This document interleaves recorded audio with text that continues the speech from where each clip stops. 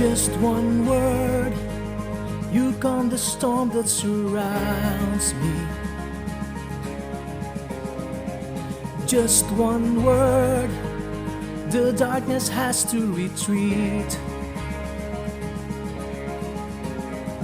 Oh, just one touch, I feel the presence of heaven.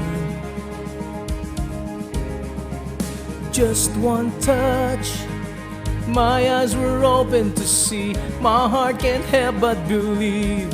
There's nothing there a God can't do. There's not a mountain that He can't move. Oh, praise the name that makes a way. There's nothing that our God can't do. Hey, and just one word, you heal what's broken inside me. And just one word, and you revive every dream. Just one touch, I feel the power of heaven. And just one touch, my eyes were open to see. My heart can't help but believe. There's nothing there a God can't do. There's not a mountain that He can't move. Oh, praise the name that makes a way. There's nothing that our God can't do. Whoa, there's nothing that our God can't do. There's not a prison wall He can't break through. Oh, praise the name that makes a way. There's nothing that our God can't do. Whoa.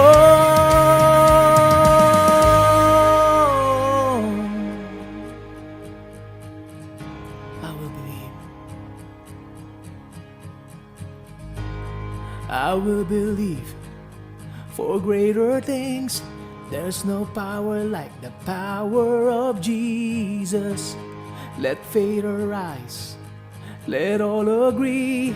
There's no power like the power of Jesus. I will believe for greater things. There's no power like the power of Jesus. Let faith arise. Let all agree. There's no power like the power of Jesus. I will believe for greater things. There's no power like the power of Jesus. Let faith arise. Let all agree. There's no power like His power. There's nothing that our God can't do. There's not a mountain that He can't move. Oh, praise the name that makes a way. There's nothing that Jesus can't do. There's nothing that our God can't do. There's not a prison wall He can't break through. Oh, praise the name that makes a way. There's nothing that our God can't do. Oh, oh, oh, oh, oh, oh, oh,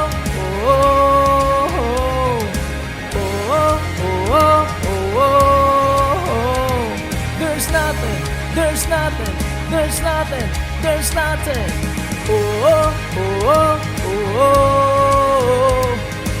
oh, oh, oh, oh, oh, oh. There's nothing that our God can't do. Oh.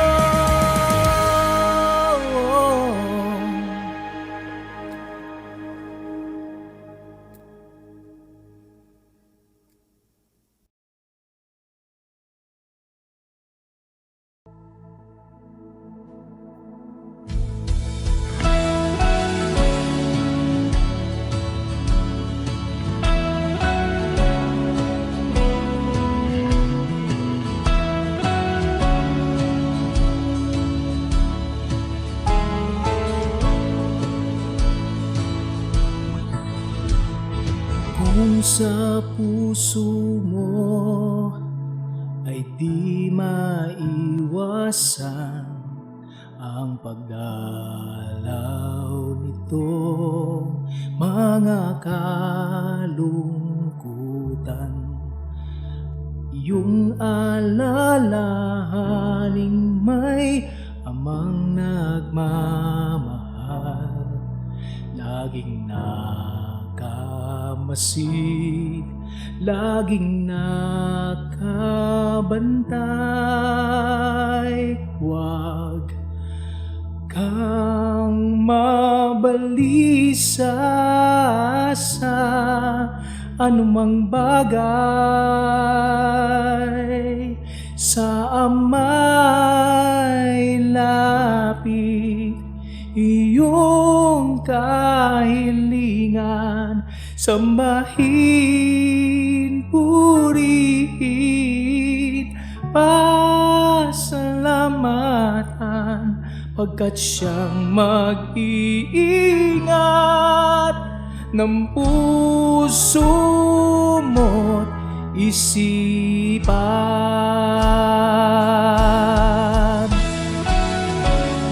Oh, mag-iingat.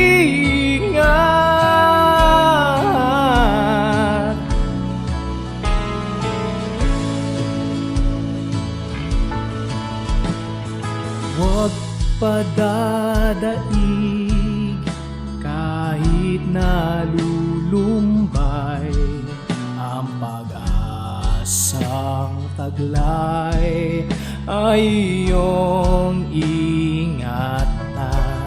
Ang dalisay na aral iyong panghawakan, ikaw ay may Diyos na madadaingan.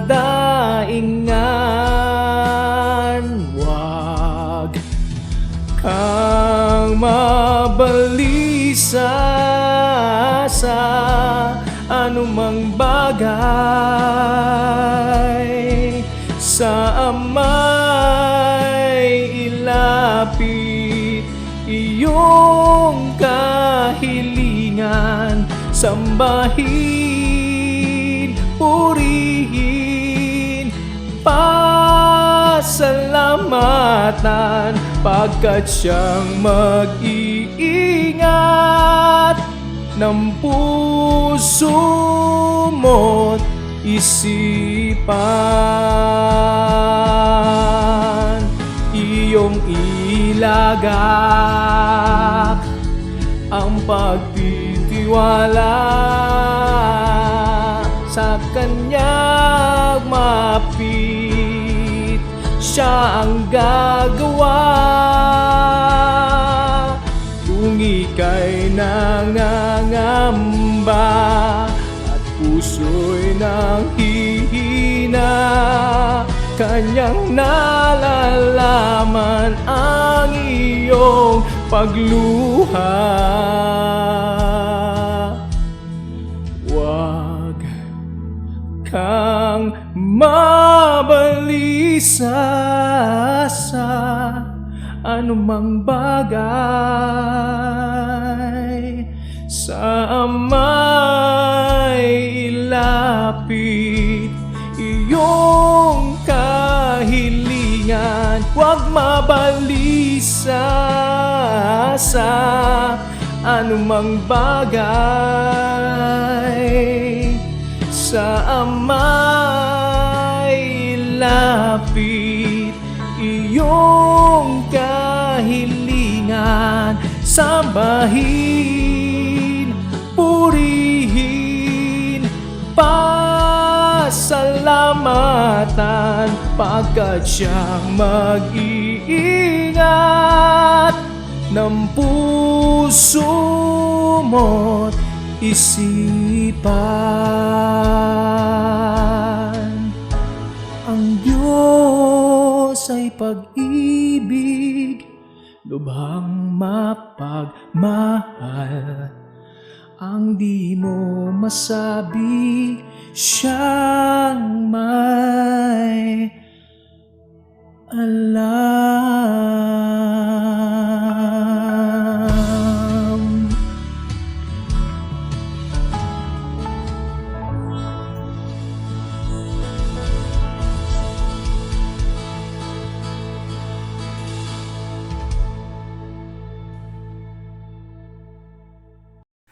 Magandang araw po. Araw, diwa ng linggo na tayo ay muli mag-aaral ng kanyang salita. Rin po ang Panginoon. Napakabuti ng Panginoon sa ating buhay. Tayo po ay patuloy niyang pinaparangal. Patuloy na tayo ay pinagpapala. Ang pagpapala ng Panginoon hindi lamang physical, hindi lamang material, kundi ang pagpapalang nais natin na makamtan sa Diyos ay pagpapalang nagmumula sa kanyang salita. Amen po ba? Purihin po ang Panginoon. Palakpakan po natin siya. Tayo po ay manalangin. O Diyos, amang banal na makapangyarihan sa lahat, kami nagpupuri, nagpapasalamat minsan pa sa linggo ito, Panginoon o Diyos. Binubuksan namin ang aming puso, aming kaisipan, Panginoon o God, lalong-lalo sa iyong salita. Panginoon, ngayon pa lamang po, Diyos, kiniklaim na namin o God, na tatanggap kami ng maraming pagpapala sa iyo, Panginoon o God, na nagmumula sa iyong salita. At dalangin po namin ito na kumilos ka at Panginoon o God, ang banal na Espiritu siyang mangungusap sa aming buhay at higit sa lahat, Panginoon, ikaw lamang aming maparangalan at maitaas sa aming kalagitnaan, sa aming pong pananambahan sa linggong ito. Salamat po, God, at nadalain ko po bilang lingkod mo na gagamitin bilang daluyan na yung salita. Yanon ko po ako, Panginoon o God. Namamanik ako, Panginoon o God, lahat po na aking sasabihin o God ay nagmumula sa iyo, Panginoon o Diyos, at sa iyong salita.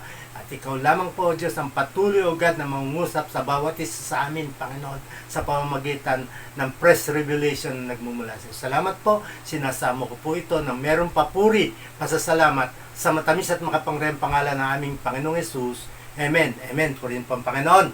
Ang topic po natin, ang pinamagatang pong what are the gifts of the Spirit? What are the gifts of the Spirit? Na matatagpuan po sa 1 Peter chapter 4, verse 10. Ang ating pong text po ay sa verse 10. Pero babasahin po natin yan mula sa verse 8 hanggang 11. 1 Peter chapter 4, verse 8 to 11. Tapos sa Roman chapter 12, 1 to 8, sa 1 Corinthians chapter 12, ayun pong mga topic na yan, sa Ephesians chapter 4, 1 to 16, ating pong babasahin upang lalo pa nating maunawaan ang nais na parating ng ating Panginoon sa pamamagitan ng kanyang mensahe sa umagang ito sa Panginoon. Ang sabi po ng 1 Peter chapter 4, verse 10, ito po yung pinaka-text natin, each of you should use whatever gift you have received to serve others as faithful stewards of God's grace in its various form. Doon po sa verse 8, 1 Peter chapter 4, verse 8, sabi po, above all, love each other deeply, because love covers over a multitude of sin. Verse 9, offer hospitality to one another without grumbling. Verse 10, each of you should use whatever gift you have received to serve others as faithful steward of God's grace in its various form. Verse 11, if anyone speaks, they should do as one who speak the very words of God. If anyone serve, they should do so with the strength God provides, so that in all things God may be praised through Jesus Christ. To Him be glory and the power forever and ever. Amen. Sabi po na Romans chapter 12, 1 to 8, sabi po, therefore I urge you, brothers and sisters, in view of godly mercy, to offer your body as a living sacrifice, holy and pleasing to God. This is your true and proper worship. Verse 2, do not conform to the pattern of this world, but be transformed by the renewing of your mind. Then you will be able to test and approve what God's will is, His good, pleasing, and perfect will.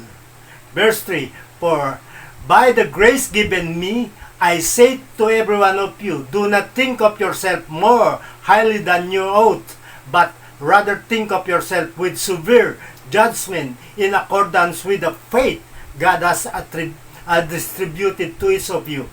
Verse 4. For just as each of us has one body with many members, and this member do not all have the same function.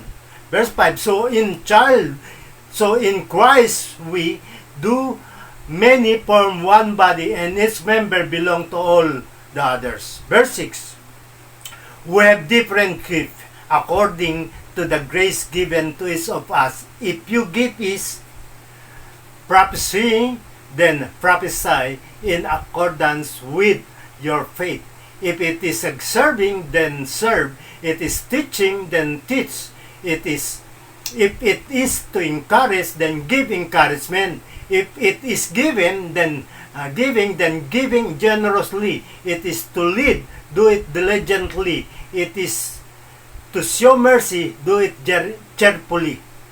In Ephesians chapter 4, verse 1:16, as a prisoner for the Lord, then I urge you to live a life worthy of the calling you have received.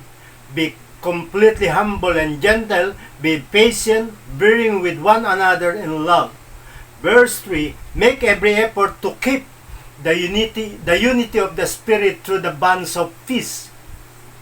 Verse 4, there is one body and one Spirit, just as we are called to one hope when you were called. Verse 5, one Lord, one faith, one baptism. Verse 6, one God and Father all of all, who is over all and through all and in all. Verse 7, but to each one of us grace has been given as Christ apportioned it.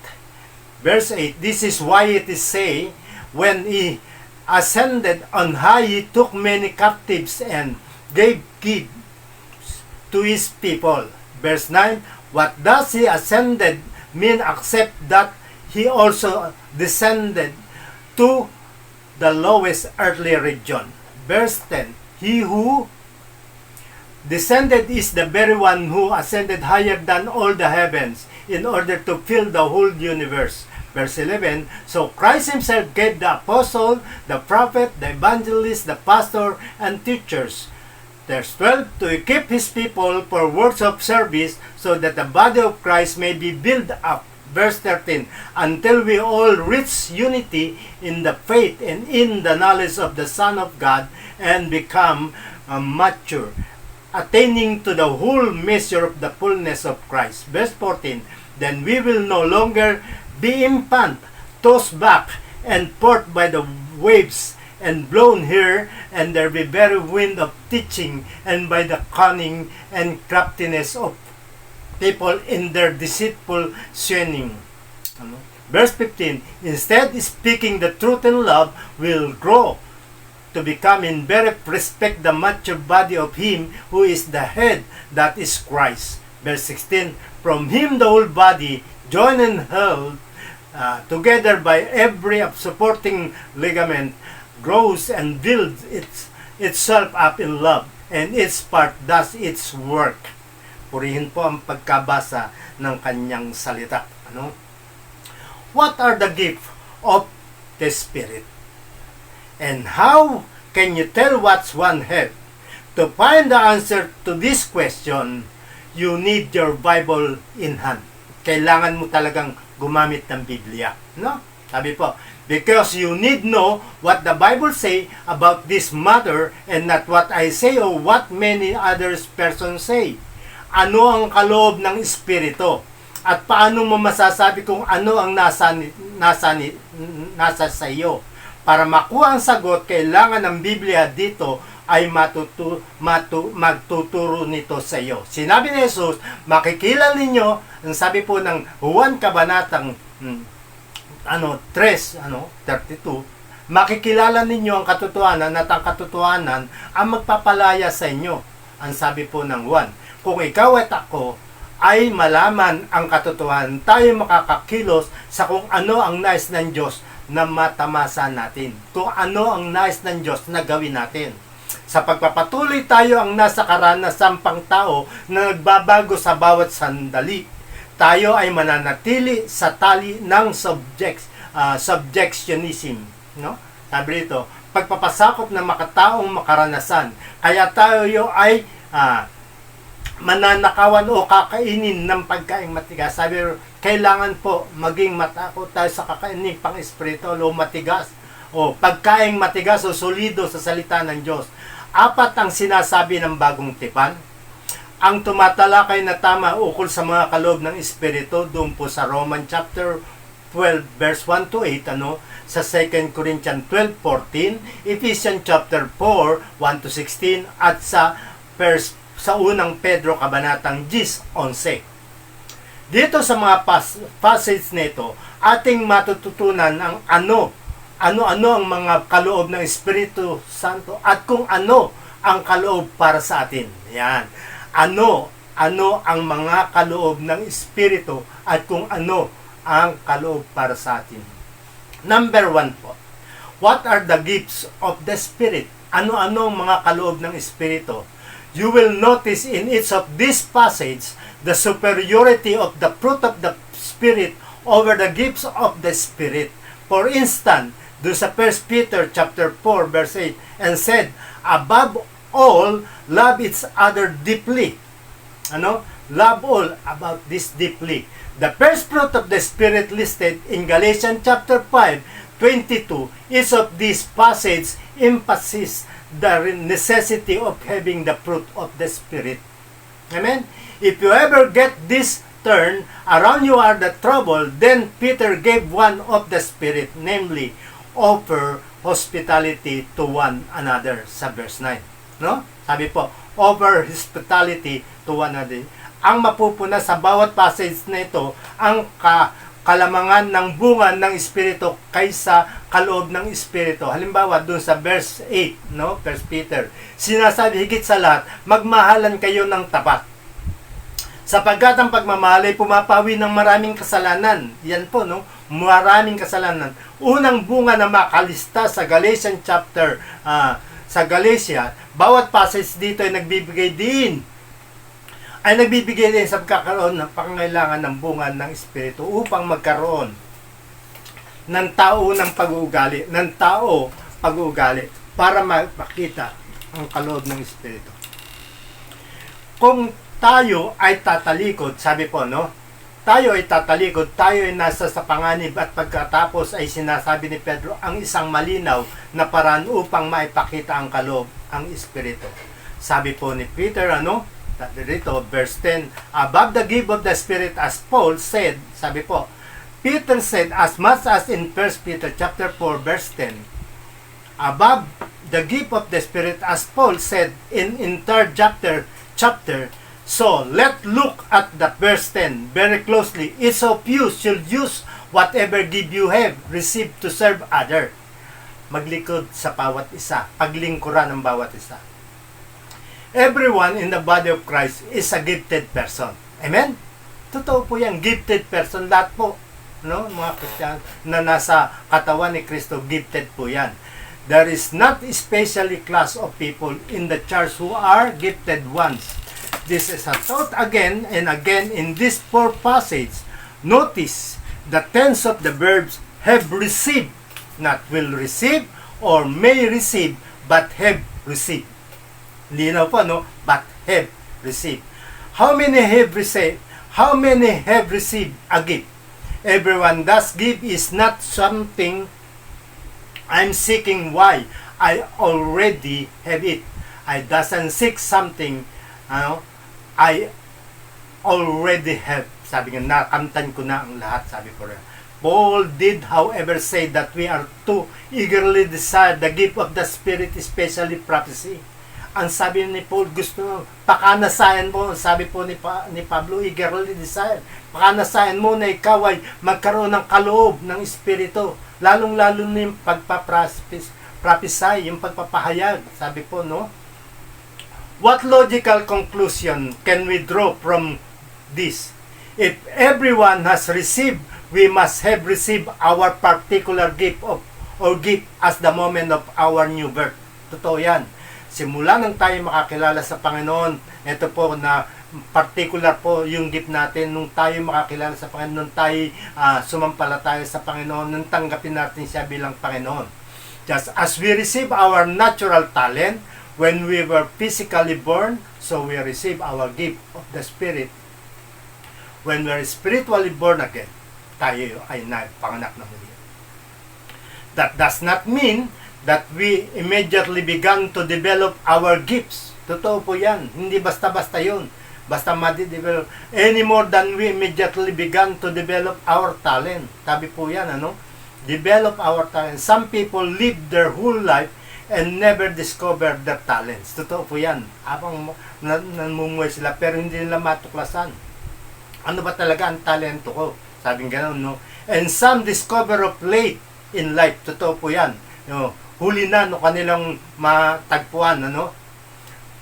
Sabi po katulad nga po ng Grandma Moses, the artist. Some Christian never take seriously the Holy Spirit in their lives and thus never become aware of our develop and use the gift of the Holy Spirit has given there. Totoo yan. Ano? Sinabi pa ni Pedro sa unang, ukol sa kaloob ng Espiritu, katulad na sinasabi ni Apostol Pablo sa buong chapter. Kaya ating tingnan, bawat isa ay gamitin ang anumang kaloob na tinatanggap po pong mapanglingkuran ang iba. Bawat isa sa katawan ni Kristo ay isang may kaloob na persona. Walang espesyal na tao sa iglesia. Totoo po yan, wala pong espesyal. Sa church, lahat po tayo pare-parehas. Na tinatawag na gifted one o may tanging kaloob lamang. Totoo, hindi po totoo yan.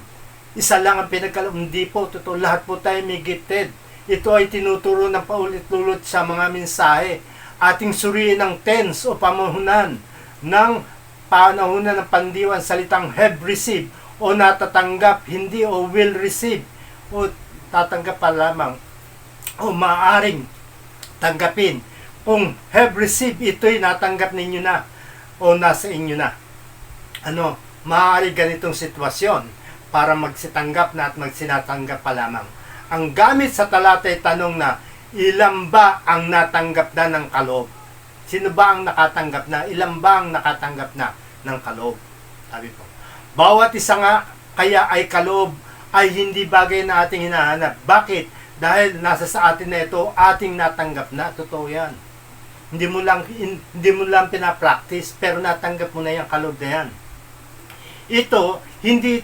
Hindi ko hinahanap ang isang bagay na nasa akin na, si Pablo. Sinabi niya, ganun pa man, na ating pakanasain ang kaloob ng Espiritu,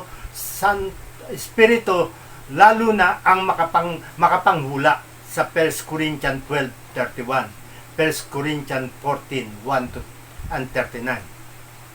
O anong pagkakasunod na katuruan na tayo ay nakakakuha dito? Kung ang bawat isa ay nagsitanggap na at dapat na ating matanggap, kung ating particular na kaloob o mga kaloob na sandali na tayo bagong ipanganak, sandaling tayo ipanganak, katulad na tumatanggap tayo ng natural na talent sa ating physical na pagsilang ay spiritual na kaloob. Yan po, hindi nangangahulugan na daiglian na sisimula tayo na makabuo ng ating talent. Ang ilan ay nabuhay na din nakatuklasan ng kanilang talento at na-discover sa huli lamang. Yung huli na. Ang gayong katulad na isang Grandma Moses, isang matandang pintor, sabi, ang ilang Kristiyano hindi siniseryoso ang Espiritu Santo. Totoo yan. Hindi siniseryoso ang Espiritu Santo. Sa kanilang buhay, sa ganitong di nila alam o makabuo, gamitin man ang kaloob ng Espiritu na ibinigay sa kanila. Sinabi ni Pedro, bawat isa sa inyo dapat gamitin ng anumang kaloob na tinanggap o binibigyan ng diin. Ano ba ang malinaw na kahulugan ng kaloob? Ang kaloob ay isang bagay na yung hindi mo ito makukuha sa iyong pagsisikap. Amen? Hindi mo makukuha sa iyong pagsisikap. Ito'y libreng kaloob sa mga tumatanggap o original itong mula sa Diyos. Totoo yan. Lahat ng tumatanggap sa Diyos. Lahat ng merong relasyon sa Diyos. Yan po. Ang kaloob sa iyo ay binigay ng libre katulad ng kaligtasan. Libre, katulad ng kaligtasan. Tandaan natin, ang kaligtasan ay isang kaloob ng Diyos, hindi sa pamamagitan ng kusa upang sa atin, upang walang sino mang magmapuri, Ephesians chapter 2, 8-9. hindi mo tinatanggap ang kaloob ng Espiritu dahil iyong spiritual na katayuan ay malalim na panalangin. Kailangan malalim na panalangin. Kaya hindi ka maaaring magmayabang, magmalaki ukol dito. Sinabi ni Pedro na dapat pa nating gamitin ang ganitong ang ating kaloob upang ipaglingkod sa iba bilang matapat na katiwala.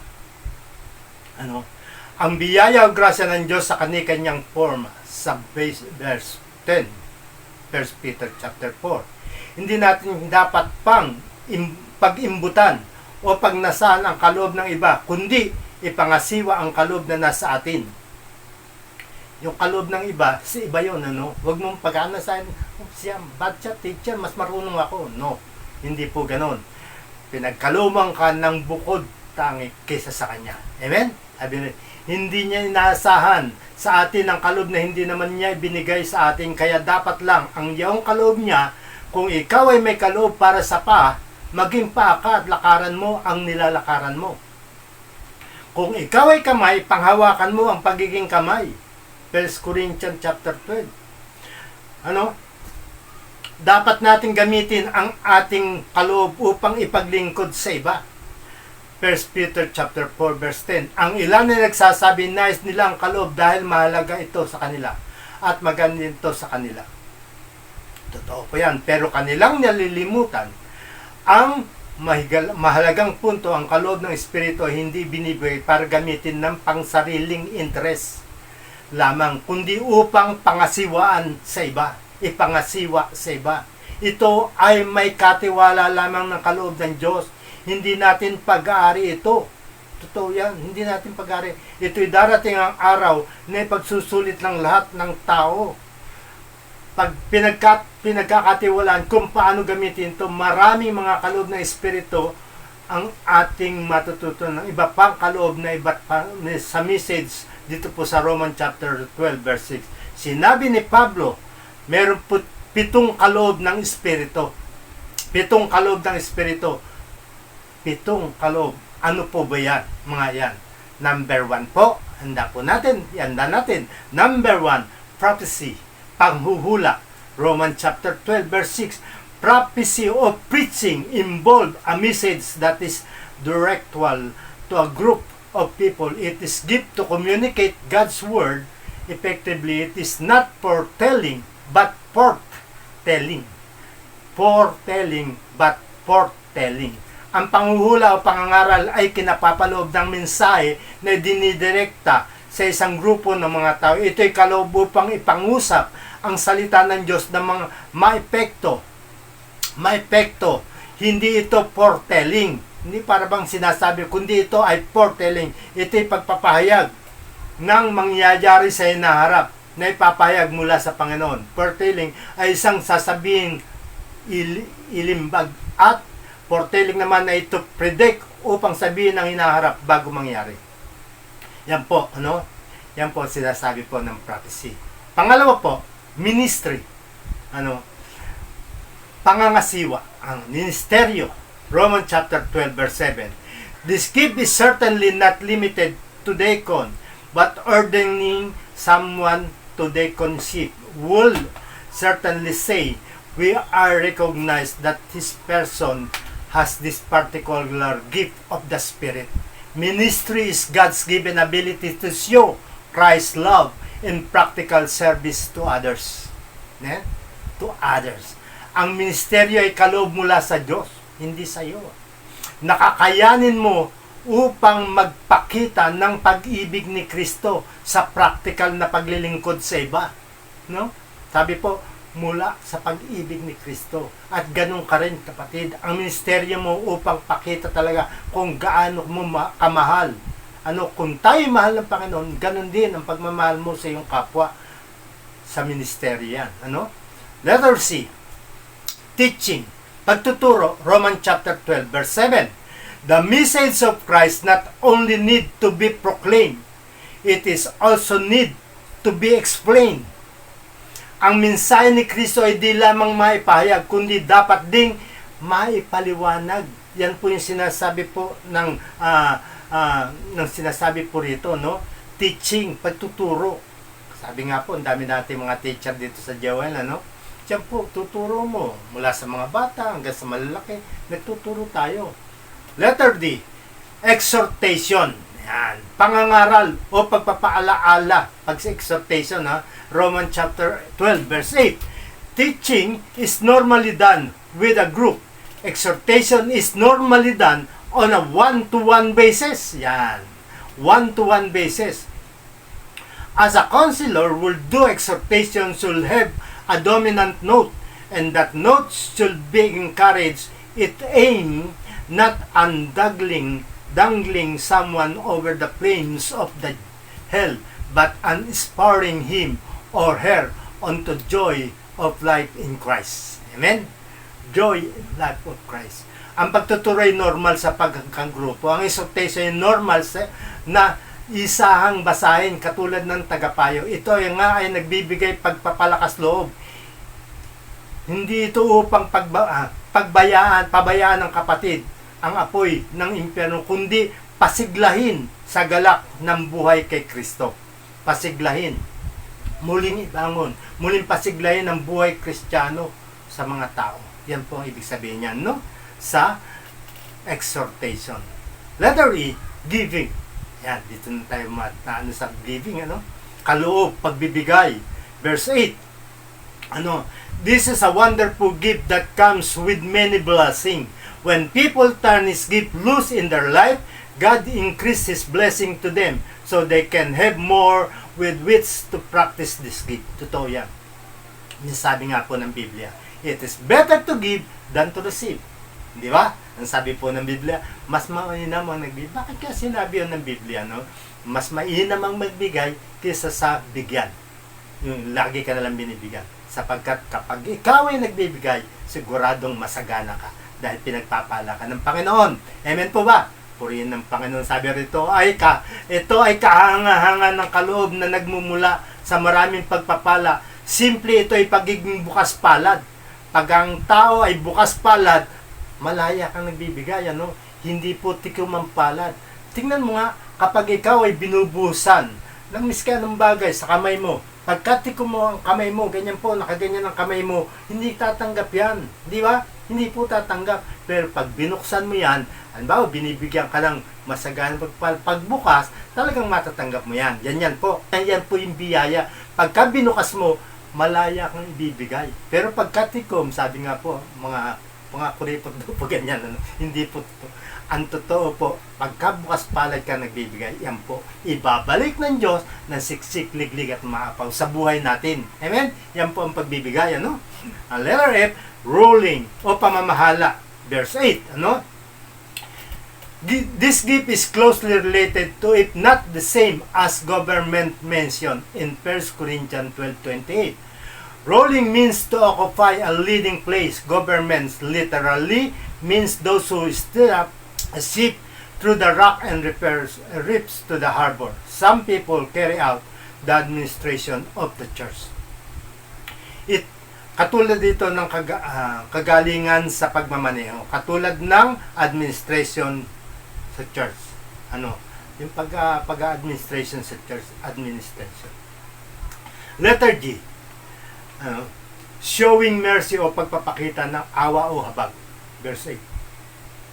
Sabi, it is possible to forgive a person in such a manner that the very act of forgiveness is an insult. Paul give, the Holy Spirit give the gift of showing mercy with cheerfulness. 1 Corinthians chapter 12, 8-10. Mention 8 more gift of the Spirit. Pagpapakita ito ng passion. Pag may passion po, yan po yung mercy. Habag o awa na may cheerfulness o kaaliwan. Totoo yan. Kapag yan yung pinakikita sa buhay mo, meron kang habag at awa, cheerfulness pa rin yan. Meron kang kaaliwan. Lagi kang nagagala. Letter H, wisdom. Sa verse 8. Means, sabi po rito, Sophia, the highest kind of wisdom is come not as much from the mind as from communion with God. Totoo yan. Sabi po, sa ibang salita, Sophia, pinakamataas na uri ng karunungan. Hindi ito mula sa isipan ng tao. Hindi po ito mula sa isipan, kundi sa pakikipag-isa sa Diyos. Pakikipag-isa sa Diyos, ito po yung komunyon, o ito po yung pakikipag-komunyon mo sa Diyos. Yan po yung wisdom. Nanggagaling sa Diyos ang karunungan. Amen? Yung, sabi po, yung karunungan ay nagmumula sa Diyos. Katulad po ni Solomon, galing sa Diyos yung karunungan binigay sa kanya. Kaya napakatalino. Ganon din po tayo. Dapat yung nanggagaling sa Diyos ang hilingin natin na karunungan. Hindi po sa pansarili o hindi sa galing sa isipan ng iba, kundi karunungan mula sa Diyos. Letter I, knowledge o kaalaman. Sabi po, knows is practical thinking. This is the knowledge that knows what to do in any given situation. It is the practical application of wisdom to human life. Amen? Ganda nito. Sa ibang salita, ang gnosis o practical na pag-iisip, ito'y kaalaman na alam ang gagawin sa bawat sitwasyon. Ito ay practical na gamit ng kaalaman sa pagkataong buhay. Ito na po, no? Ito na po yung dumarating sa buhay mo. Pagka napapractical na application niya sa buhay mo, maliwanag po yan. Yung knowledge, yung kaalaman mo, sabi po yan. Letter J, faith o pananampalataya. Sa 1 Corinthians chapter 12 verse 9. This refer not to the faith that saved, but to the faith that accomplishes great exploit for God. For example, Noah and the flood. Sabi po, katulad ni Noah, yung panahon niya, no? Kung gaano mananampalataya si Noah sa ating gumawa ng barko. At ito nga, ang sinasabi niya, pinangaral niya na darating ang panahon na hindi naniwala ang mga tao. Ngunit si Noah ay naniwala, siya lang ang naligtas at ang kanyang sambayan. Kanyang ang pananampalataya ni Noah. Nawa, magkaroon tayo ng katulad ng pananampalataya. Katulad po ni David at si Goliath. Alam natin ang pangyayari kay David at si Goliath ay pinakamalaking tao during that time. Siya yung sundalo ng mga tao ng panahon na yon. Ngunit tinalo siya ni David sa pamamagitan ng maliit na bato. Bakit? Dahil nananampalataya si David na siya ay ang Diyos ang tutulong sa kanya. Kaya napatay niya si Goliath. Amen? These people are not smarter, not to do their necessarily work harder. They have the gift of faith that enable them to attempt the near impossible. Totoo yan. Walang imposible sa Diyos. Kung imposible sa tao, posible sa Diyos. Hindi ito ang pananampalataya na nagliligtas, na nakagagawa ng adhikaing dakilang bagay para sa Diyos. Halimbawa, si Noah at sa baha, si David at si Goliath, ang mga taong ito ay simple lamang at hindi gumagawa ng mas mahirap. Sila ay may kaloob na pananampalataya na nakayanan nila ang pagtangka na malapit na sa imposible. Posible sa Panginoon. Wala pong imposible sa Panginoon. Lahat po sa Panginoon ay posible. Kayang gawin. Ngunit gagamitin ka lamang na katulad ni Noah at ni David. Amen? Kung meron kang pananampalataya, ng katulad po ng pananampalataya nila. Sa ating Panginoon. Letter K. Healing o pagpapagaling sa verse 1 Corinthians 12:9. This is a power to cure disease by means of medicine, surgery, or prayer and faith. We cannot limit healing to any one method, for the method is not the important issue. Kapangyarihan na magbigay lunas sa mga may sakit sa pamamagitan ng gamot, operasyon, o panalangin at pananampalataya. Hindi natin maaari na limitahan ng pagpapagaling ng Diyos sa anumang paraan, dahil ang method ay hindi bagay na mahalaga. Ito lamang ang kailangan, manampalataya at manalangin. Amen? Yan po ang sinasabi po dun sa verse 9. Letter L. Working of miracle o paggawa ng himala. Sa verse 10, 1 Corinthians 12 verse 10. a supernatural power given to some to do great deeds. Was especially needed in the first century to confirm the claims of the gospel. William Barclay suggests that this gift was often used in healing a despaired mind. It is called have expressed itself in exorcism, the casting out of demon, both real and imagined. Ng supernatural na kapangyarihan na pinagkaloob sa ilan upang gumawa ng dakilang gawa, yung himala. Ito ay lubhang kailangan ng mga unang siglo during that time para makumpirma ang kahulugan ng Ebanghelyo. Si William Barclay ay nagpapayo na ang kaloob nito ay madalas na ginagamit sa pamamagitan ng pagpapagaling. Nagagambalang isipan, yung mga inaalihan, maring ito'y pinahayag ang sarili sa exorcism, cast out o pagpapalis ng masamang espiritu o demonyo sa kapwa real o kaisipan. Letter M, discerning a spirit o pagpapakilalang espiritu. Unang Corinthians chapter 12 verse 10. This is the gift of protector in the church. Ganda nga yung tinasa sa ating kanta Sister Glenda, the gift of the protector in the church. This gift keeps people from following phonies. It is the ability to discern a false spirit from true spirit. In Acts chapter 5, Peter discerned the false spirit of Ananias and Sapphira. Alam nyo yan, pangyayari na yan. Kung saan ibinenta po ni Sapphira ang kanilang lupa, ni Ananias at ni Sapphira ang kanilang lupa para ibigay sa, ngunit hindi nila ibinigay. Sila'y nakita rin po, na-discern sila ni Pedro. Ito'y kaloob ng nag-iingat sa church. Ang kaloob nito ay pinapanatili ang mga turo sa pagsunod sa mga phonies o mapalinlang o mapangalaga. Ito ay kaloob na makilala ang maling espiritu at tama. Halimbawa sa Gawa chapter 5, si Pedro ay naipakilala niya ang mag-asawang naglihim sa halaga. Amen? Hindi po nila ibinigay lahat, kaya sila ay namatay. Pero pangako nila, ibigay ito, doon po sa iglesia. Pero hindi po sila nakasunod. At sila ay namatay. Doon po sa Acts chapter 5. Letter N, kinds of tongues, o kaloob ng speaking of tongues.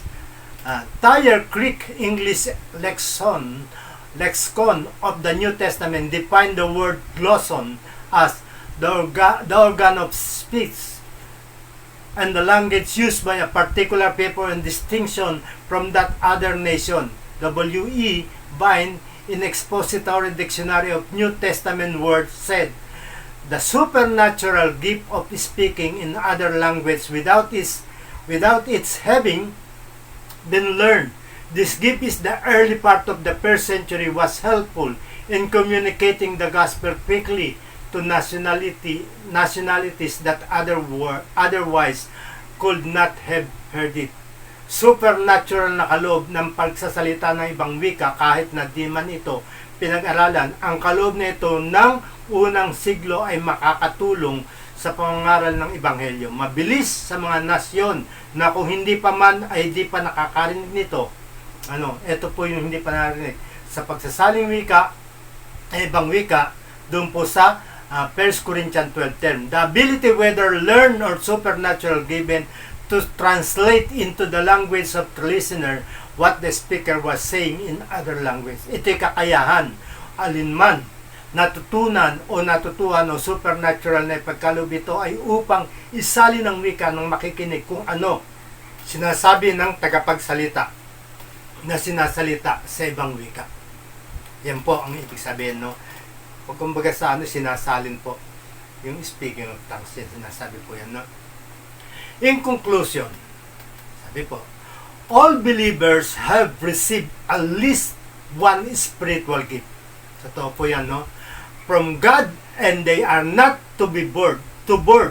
This gift, but use them faithfully as the words of God grace. Amen. Sabi po, ang lahat naman ng palataya tumatanggap kahit isa man lamang Wag na mapakarami, kahit isa lamang na spiritual gift na galing sa Diyos. Wag nating itago ito. Wag natin itago. Gamitin natin this gift ay gamitin, but use them faithfully as the words of God's grace. Amen? Ito ay salita ng Diyos. Ito'y biyaya ng Diyos na ipinagkaloob sa iyo. Gamitin mo hanggat nandito ka sa mundong ito. Sapagkat ito, kaya ipinagkaloob sa iyo para maging gamitin mo upang maging kagamit-gamit ka ng Diyos. Amen? Yan po ang sinasabi riyan sa ating pong pinag-aralan, upang maging kagamit-gamit ka sa Diyos. Gamitin mo ang gift na ipinagkaloob sa iyo ng ating Panginoon. Purihin po ang Panginoon. Amen? Palakpakan po natin ang ating Panginoon. Tayo po'y manalangin. O Diyos, amang banal na makapangyarihan sa lahat. Kami po, O Diyos, ay nagpupuri, nagpapasalamat minsan pa sa mga katuruang ito, Panginoon, O God, na spiritual gift na patuloy naming nadalangin, na panghawakan po namin ito. Ano ang mga spiritual gift sa aming buhay? Nawa, O Diyos, ay amin pong gawin, ma-i-apply sa aming buhay bilang mga anak mo, Panginoon, lalong-lalo sa mga panahon ito, Panginoon, na kailangan namin ito. Lord, salamat po at nananalig po kami na mga spiritual gift nito, O Diyos, na ipinagkaloob mo sa amin, O God, na hindi po namin sasayangin, Panginoon, kundi bagkos gagamitin po namin upang kami, O Diyos, ay maging kagamit-gamit sa iyong kaharian. At dalangin po namin ito na nagsusumikap kami na tulong ng banal na Espiritu sa aming buhay. Tutulungan kami upang ito, O Diyos, ay patuloy naming gampanan, gamitin, at patuloy, O Diyos, na maisapamuhay ang mga gift na ito, Panginoon. Salamat po, at bilang lingkod mo, Panginoon, O God, nagpapasalamat ako minsan pa. Ikaw lamang, O Diyos, na aming pinupuri. Ikaw lamang ang aming pasasalamatan. Walang iba. Lord, marami pong salamat, O Diyos. Kiniklaim namin, O God. Ngayon pa lamang po, O God, lalong-lalo, Panginoon, O God, sa panahong ito, Panginoon, napakadelikado na, Panginoon, O God. Dalangin po namin, O God, sa dinaranas ng mga tao, ang mga virus na ito, Panginoon, O God, na dumadami pa, Panginoon. Dalangin po namin, nawa, sa pagkilos mo, sa banal na Espiritu, O Diyos, ay matigil na ito. Kundi man, Panginoon, O God, mabawasan na o bumaba na, Panginoon, O God. Lord, alam po namin, O God, na mas makapangyarihan ka sa COVID na ito, Panginoon, O God. Dalangin po namin, ito po, O Diyos, ay bumaba na at bumaba, Panginoon, upang kami, O Diyos, ay makapagsama-sama, Panginoon, muli sa iyong iglesia na face-to-face na gawain, Panginoon, O God. Salamat po. Ngayon pa lamang po, O Diyos, ay amin pong pinagpapasalamat na ito, Panginoon, sa pangalan ng Panginoon Jesus. Panginoon, O God, muli, binibigay po namin sa pinakamataas na papuri, pagdakila at pasasalamat. Salamat po sa pag-ibig ng Diyos Ama, sa pagpapala ng Diyos Anak, at sa patnubay ng Santong Espiritu. Ito ang aming samot dalangin. Amen. Amen. Amen.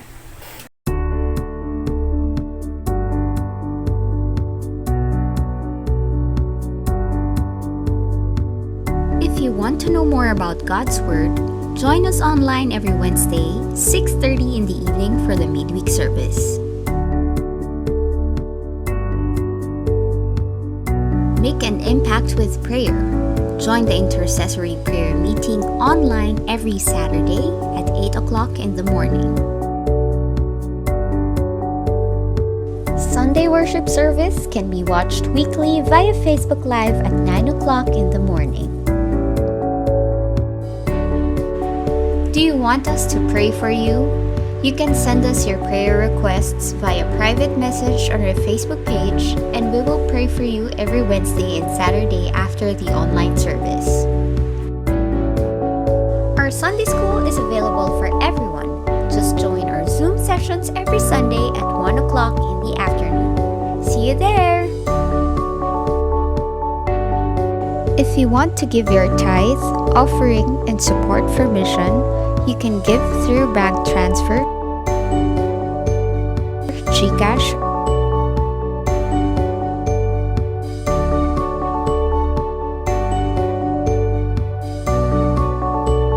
or you may bring your envelopes to church and leave them in a drop box at the guardhouse.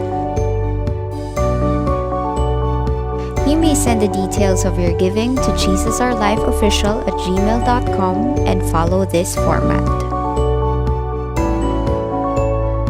For more details, please send us a message on our Facebook page. Thank you, and may the Lord bless you. Thank you for tuning in to our online streaming service.